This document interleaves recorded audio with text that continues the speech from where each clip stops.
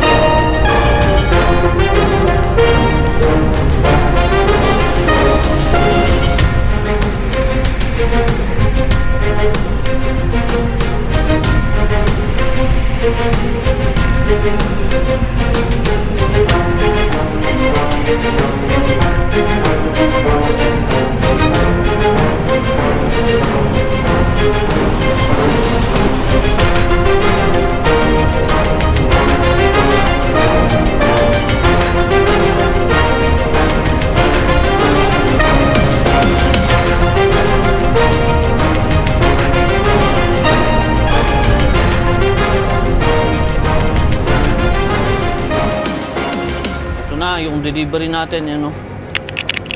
Ako kung saan ang entrance dito, o kung tama yun doon, kasi chinek ko yung Google Map, eh in 600 meters wala naman daan. right.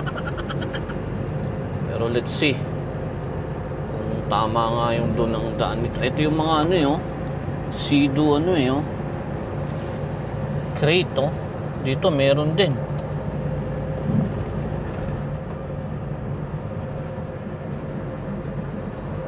Don't think na ditong entrance walang nakalagay, oh.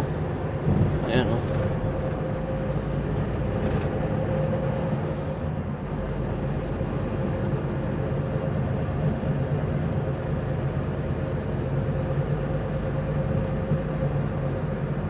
Let's see, iikutan natin to.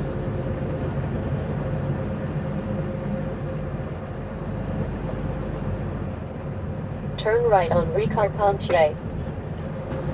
Kaya yun, sana tama itong pinupuntahan natin, mga kapatid, ano. Hindi natin sure, eh, kasi dito tinuturo yung ano, yung entrance, eh. Ewan ko kung totoo. Pagka first time mo talaga sa isang lugar, eh, hindi mo alam kung ayun.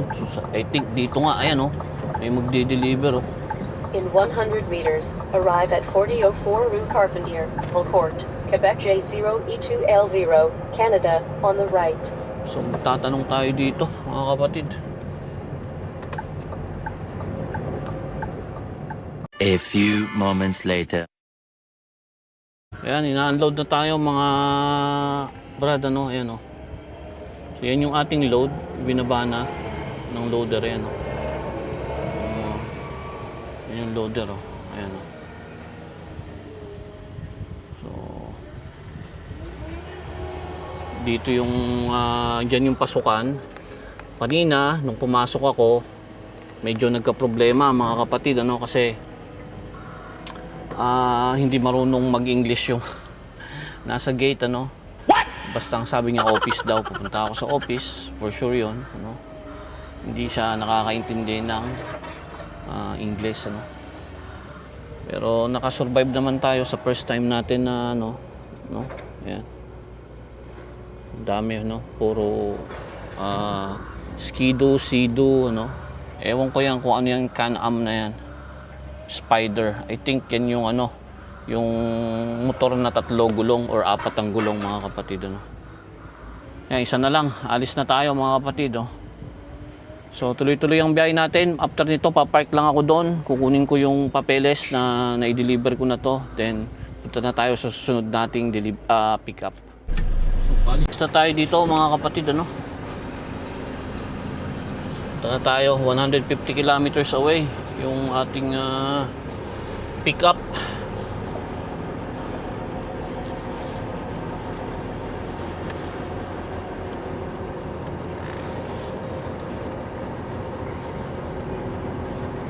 Kaya may mga natutulog sa daan niyo. Pwede ako ditong ano, if in case magabihan ako sa susunod.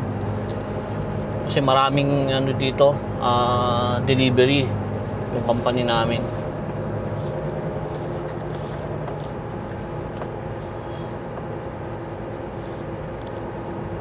Ayan, oh, yung mga nandun.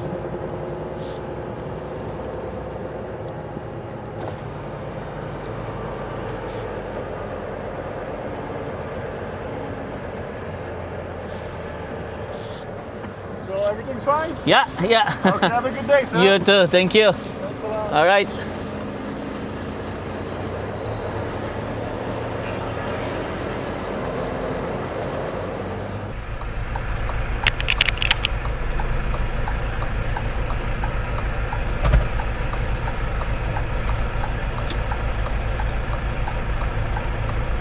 Hi, good morning.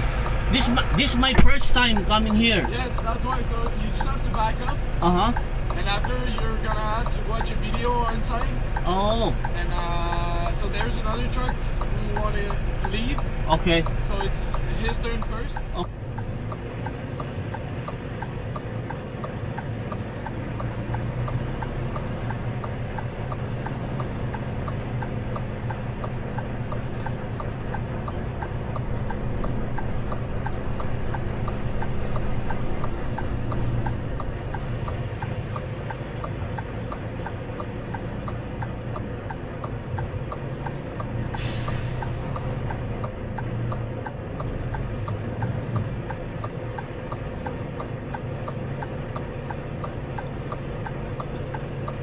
So I'll just park here, eh?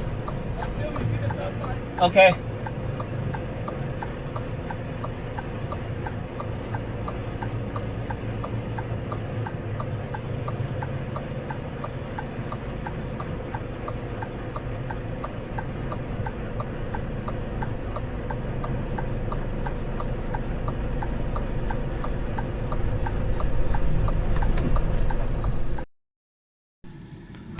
Ito na yung ano, yung pumasok ako sa gate, mga kapatid, ano. Ito yung aluminum plant, ano. Planta ng aluminum dito sa Baconcourt, Quebec. Yung load natin na to is papunta ng Indiana, Syracuse, Indiana. So diyan nila pinoproseso yung aluminum, ano. At yung Quebec ang isa sa pinakamalaki ang deposito ng aluminum dito sa North America. Kahit ang US, dito sila kumukuha, no? Kaya nga nag-impose ng tax ang Amerika, no, sa pangunguna ni President Trump na 25% sa steel and aluminum ng Canada, dahil malaking porsyento ng kanilang steel and aluminum nanggagaling dito sa Quebec, Canada. Ayan, bale napakalaki nitong ano na to, itong planta na to. So paikot ito, no, mula dun sa pinanggalingan ko na guardhouse, iikutan ko yung buong planta dahil nandun sa kabila, sa bandang west side, ng malaking planta na to yung loading ng aluminum billet.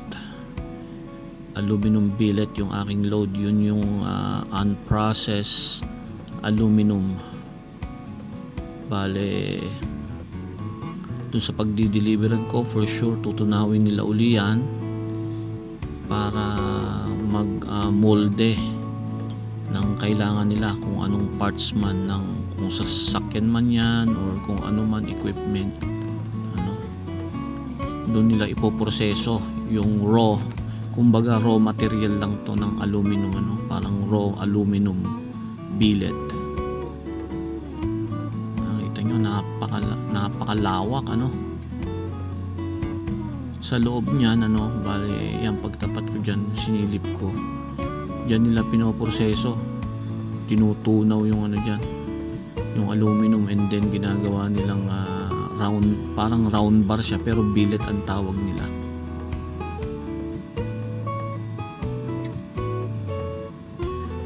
Mabagal ako dyan kasi ang speed limit dito is, kung hindi ako nagkakamali, 15 kilometers per hour lang.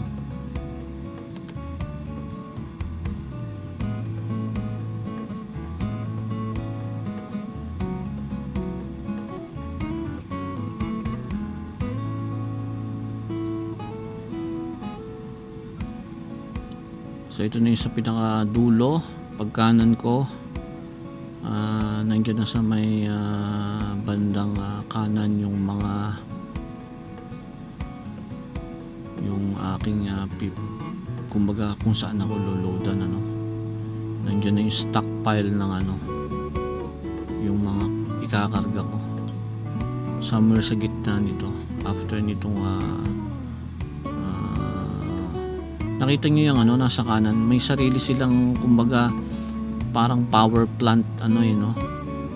Kasi kailangan ng maraming kuryente yung pagproseso niyang ano, yung aluminum, ano, parang data center, parang may sarili silang power station, ano, dahil energy consuming ang pagproseso ng aluminum, ano. Napanood ko yan sa isang documentary kung bakit tinataksan ng aluminum ng Quebec, ano, and kung paano iproseso, kung gaano kahirap, katagal at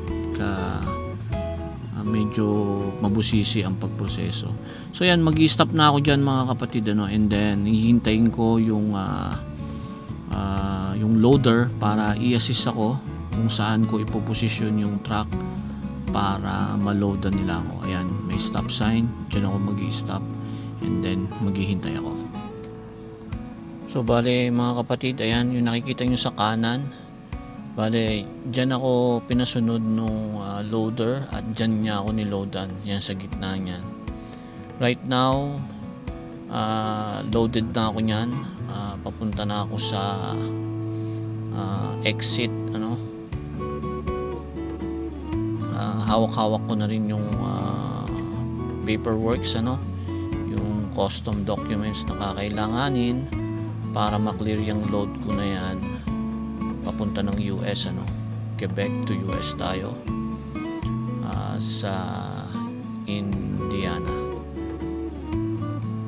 Yung stop sign yun, ano, French yun, yung kung paano i-pronounce yun, Aret ba? Sa mga magaling mag French paano ba yun? So yan yung mga ano, no, ganyan na ganyan yung niload ko, yung mga yan, yung round aluminum bar na yan. So napakalaki ng planta na to. So kita-kita tayo dun sa exit, mga kapatid. So ayan, nandito na tayo sa exit. Ayun, may papasok na truck. Doon ako nanggaling kanina, umikot ako, no. So nandito na ako sa kabilang side, pakaliwa ako dyan sa guardhouse uli, para makuha yung exact weight ko, no. Bali ang kakaliwaan ko dyan is yung scale. So nung pumasok ko kanina, in-scale nila ako while empty, and then i-scale uli nila ako ngayong loaded naman ako.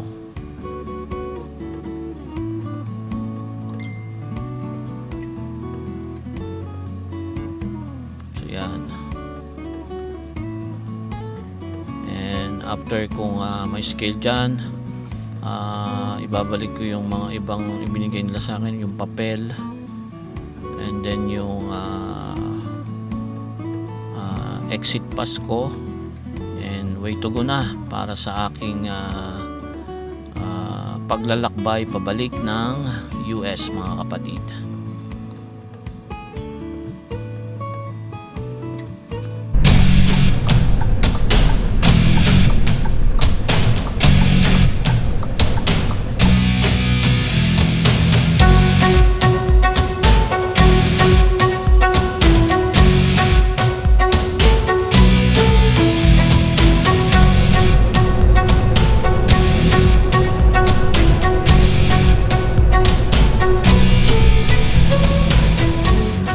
Kapatid, oh, tarik, ano, ayan, mayroong boating, ano, ayan.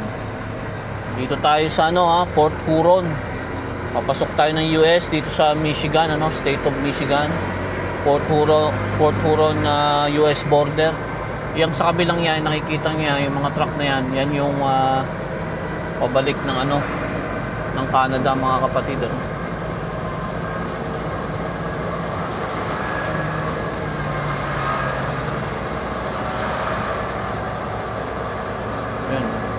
Dagat, lake, and after nito, yan, palusong na yan, hindi na mahirap masyado, palusong na.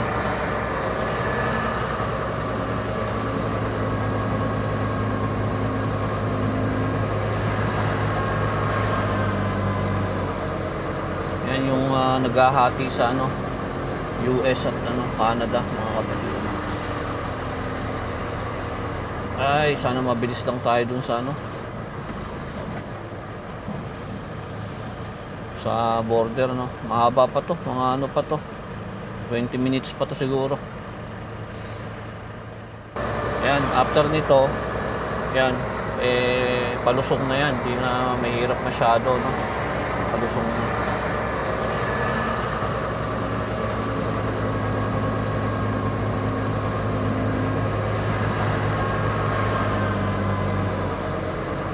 Yung naghahati sa US at Canada, mga kapatid.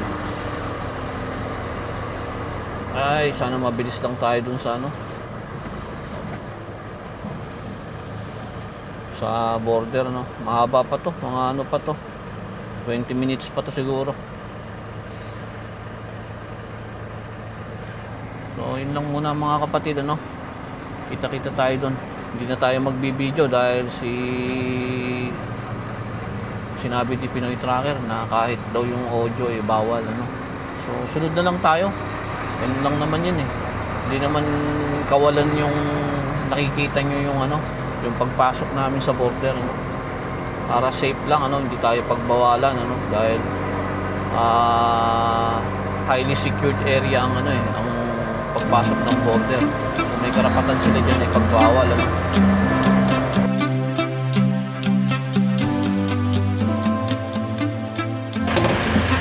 Ayan, good morning, mga kapatid. Dito na tayo sa location kung saan natin i-deliver itong load natin. Mag-a-untarp na daw tayo dito. So ganyan yung load ko, yan. So untarp na tayo rito.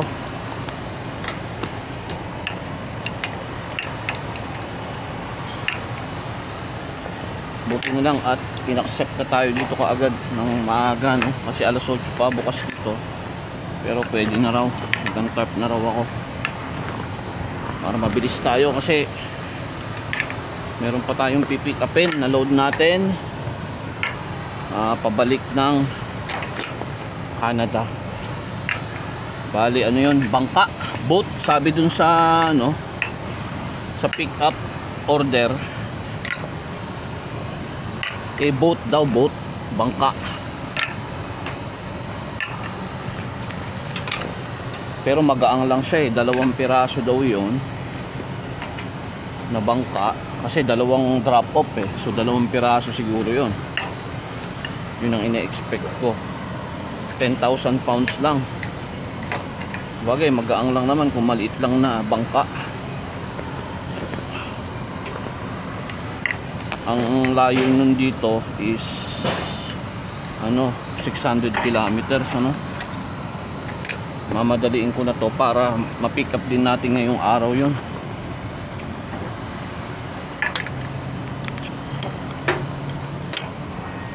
Bale, yun, isang Saskatchewan, tapos isang Alberta.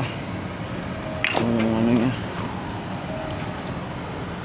So, bilisan ko na to mga kapatid, balik ako mamaya pagka na-untarp ko na to. Ayan, tapos na natin i-untarp tsaka unstrap, ina-unload na tayo mga kapatid.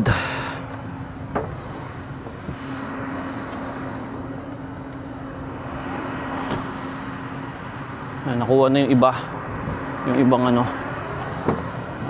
isinop lang natin yung mga ibang natin gamit, yung mga tarp, mga carpet, at itong mga yan,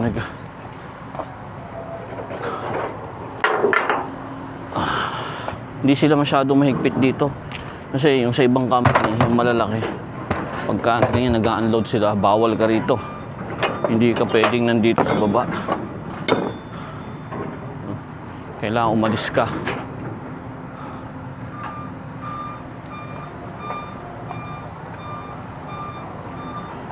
Or else papagalitan ka, pero dito hindi sila masyadong mahigpit.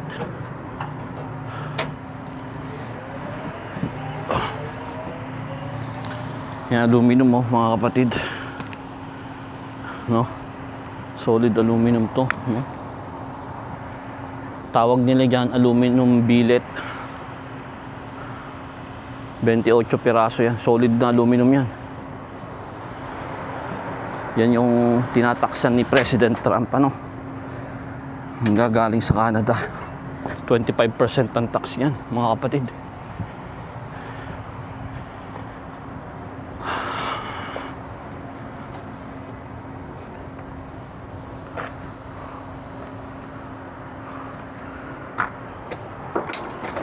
Natin ilalagay ang mga ibang gamit natin sa box natin sa dulo. Dalawa yan. Nandito yung 8-foot na tarp ko, yung pang lumber. Sa kabila naman yung pang steel, yung ginamit ko pang steel. Ay, buti na maaga tayo rito na-unload, basta tayo kaagad after nito. Hindi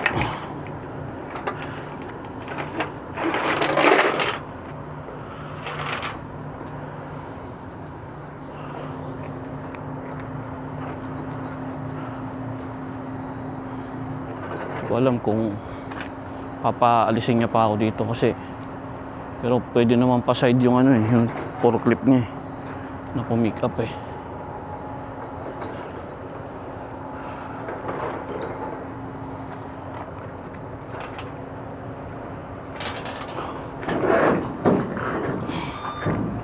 carpet para hindi mabutas yung tarp natin. Nagamitan natin ng carpet.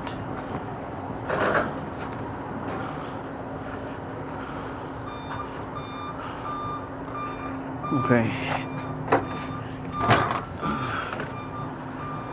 Ready na to, mga kapatid.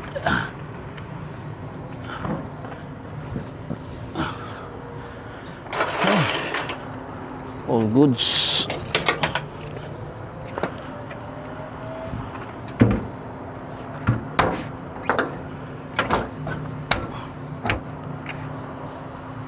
Right. After 2.5 years, sa atin na yan, trailer na yan, mga brad. Kasi 30 months to pay lang to.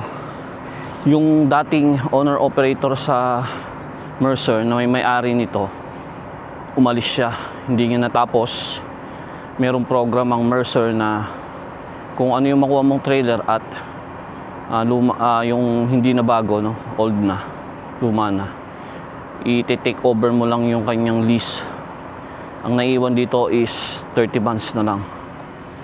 Mauuna pang bayaran tong trailer bago yung truck natin. So December ng 2028 bayad na yan. Kaya meron na tayong sariling trailer, ano. Kaya lang ang specs nito is for US talaga. Ayan, tingnan nyo, naka 10 feet spread yung axle niya. Para ano yan, para US spec, no? Bawal sa BC. Hindi naman bawal, pero pag ganyan ng spec mo, considered yung weight niya hindi tandem, single axle lang, which is 10,000 pounds lang. Kaya imbis na 34 ang pwede kong i-load dyan, 20 lang sa BC, no, British Columbia, Saskatchewan at Manitoba. Sa Alberta meron akong permit, so okay lang sa Alberta. Yan mga kapatid, kita-kita tayo sa ating pickup ng bangka dyan sa papuntang Milwaukee, no. Kita-kita tayo doon mga kapatid. Good morning. Bundle off, gonna go ahead and back up and just pull in there, but stay on that side That of the side, driveway so I can get to the other side. Got it. Straight out the other side when I'm done. Yeah, thank you.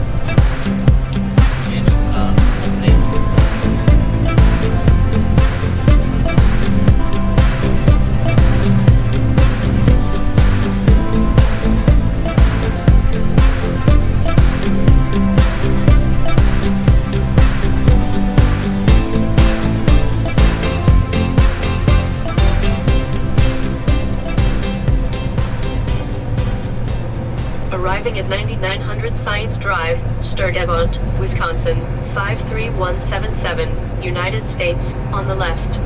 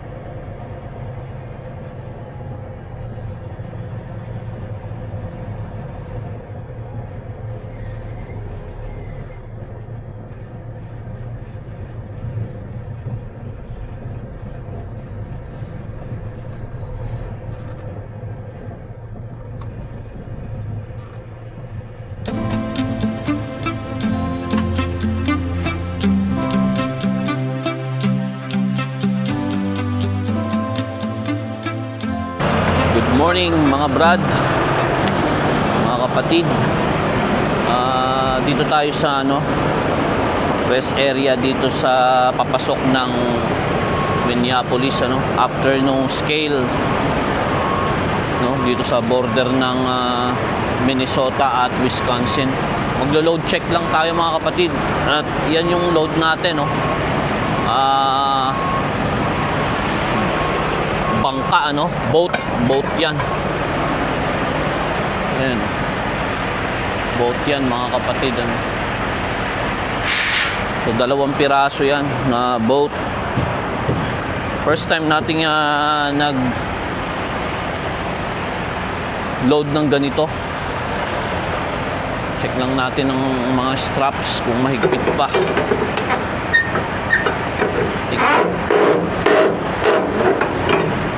Want to make sure na mahigpit talaga yan dahil may gulong. Baka mamaya gumalaw eh. Higpit naman to. Malintikan tayo, ano? Kasi pagka ganyang may mga gulong, maano yan eh, tumatalbog-talbog, ano? Kasi may hangin yung gulong. So pag natatagtag, tumatalbog siya, mga kapatid. Punong-puno tong ano na to, rest area na to. Ayan oh, 2 pirasong boat yan. Ewan ko kung kakabitan pa ng makina yan or parang speedboat ang datingan nito. Hindi natin alam. Parang napapansin ko na hindi ganun katigas yung aking mga gulong.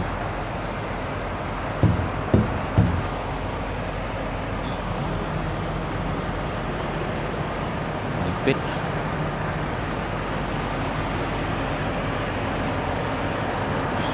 Higpit siya. So 2 drop ito, no? Isang Saskatchewan, isang Alberta. Lang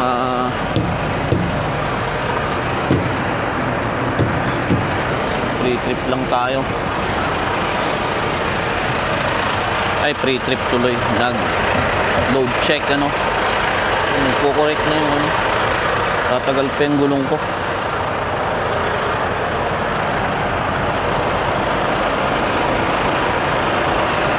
Okay.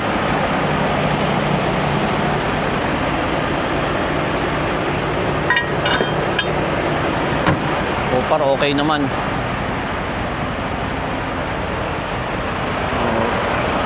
Tara. Karga na tayo ulit, mga kapatid, ano?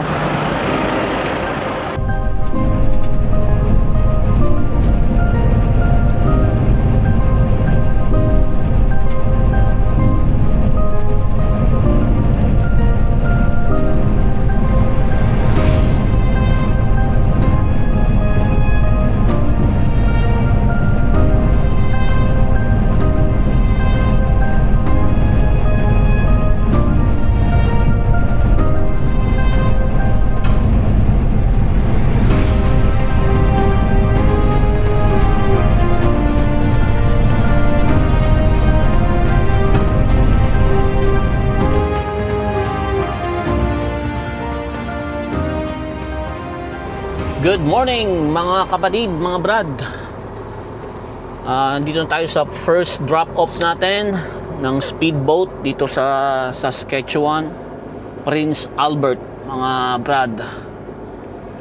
Alam nyo bang natulog lang tayo sa isang gilid, ano? Kasi walang maparking yan sa harap nung pagde-deliveran ko.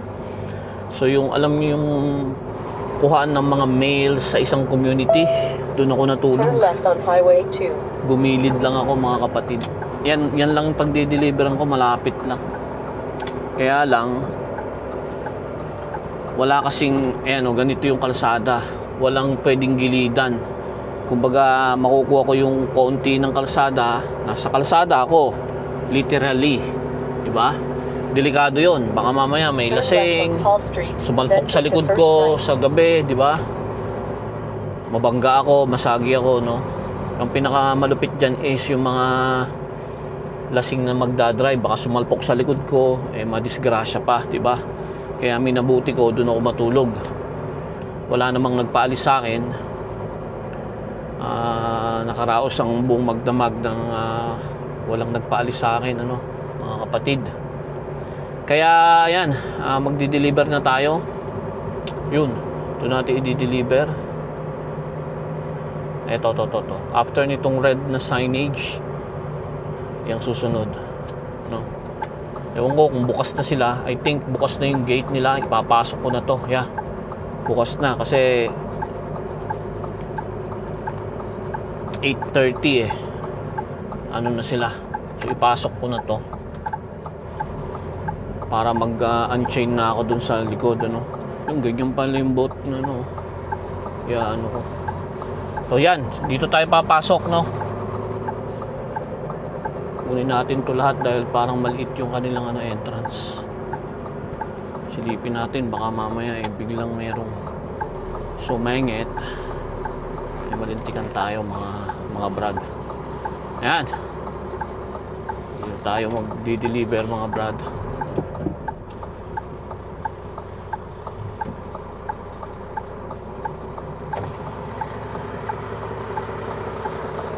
Morning. Morning.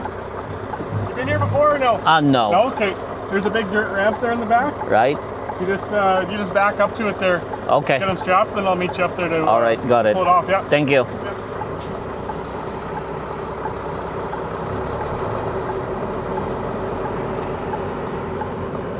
Alright. So, yeah, dito tayo magbaback up sa ramp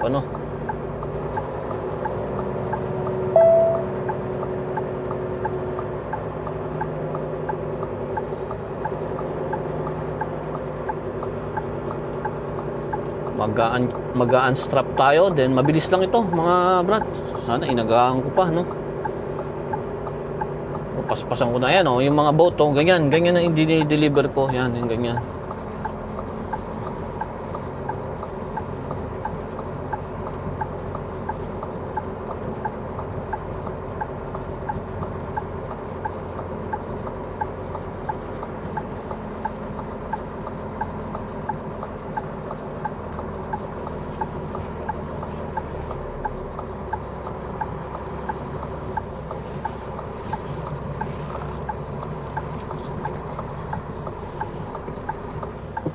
Sakto sukat na sukat yung ating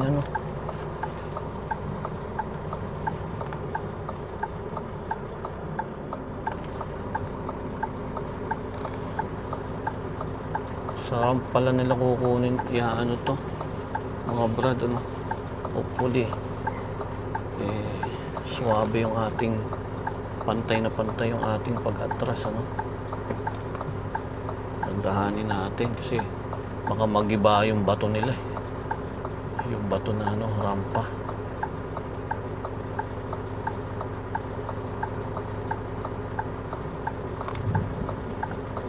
Bumibigla si Alex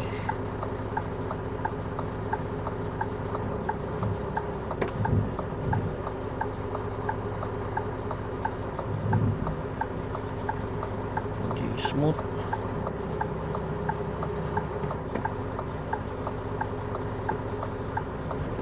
Yun, okay. One down mga kapatid ayun na. So wala na isa. Nandun na. Tinrap na nila So masikip tong yard nila. Kailangan umatras ako pa punta sa main street Ayan. So abante ko dyan. Then atras tayo doon sa main street. Hindi naman ganun kabisi. Dahan-dahanin lang natin.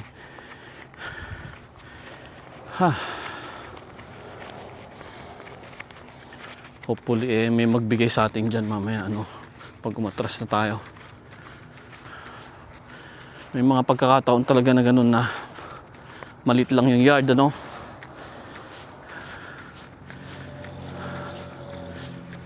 kailangan lahat lang natin mag-ingat ng palabas doon.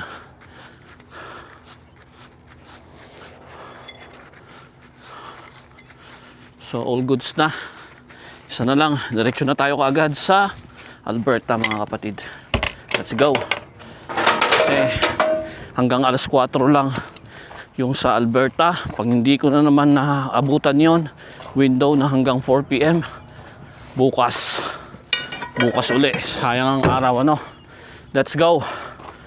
Let's rock and roll.